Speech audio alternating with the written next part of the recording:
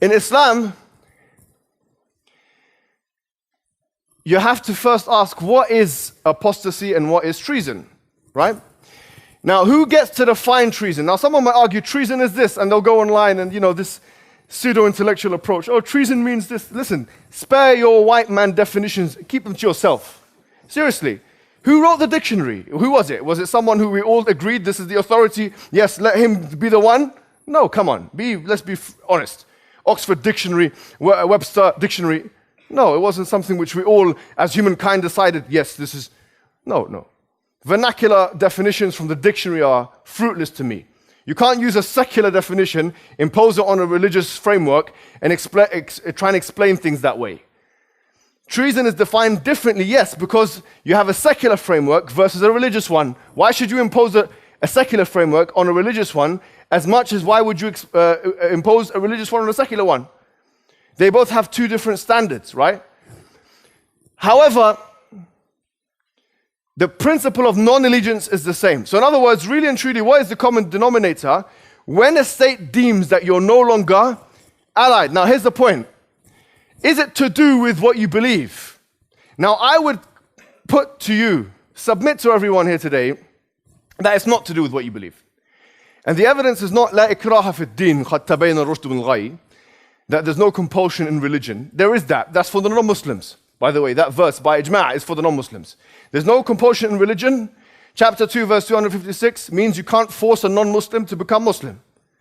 But what about ما كان لمؤمن ولا مؤمنة إذا قضى الله ورسوله أمرا أن يكون لهم الخيرة من أمرهم. Sorry, I've recited that quickly, but in Surah Al-Ahzab, where it says it's not for a man or a woman who's a Muslim or a mu'min that when Allah and His Messenger decide something that they have any choice in the matter. The point is this, even then, it's not to do with belief. And it's conceivable and possible for someone to lose faith in their religion. As a Muslim in an Islamic government state, or whatever you want to call it, I'm not talking about those things which exist, but it's conceivable and they would have no repercussion whatsoever. It's not to do. And what's the evidence for that? Two pieces of evidence. One of them is the list of Hudayfa. Hudayfa ibn Yaman had a list of people who are munafiqun. What's a munafiq? A munafiq is someone who does not believe really in Islam. He does not believe in Islam. That's the true understanding of munafiq. Yes, he might walk around in society and not necessarily publicate that he's left Islam, but he does not believe in Islam.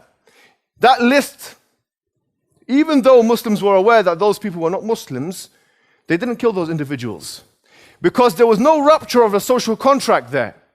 In other words, it's conceivable now if someone in the West becomes non-Muslim and they were Muslim, we're not going to say go and kill that individual. No way. This is an understanding of Islam which is Orientalist, decontextualized and completely wrong in my opinion. There's no way you can do that.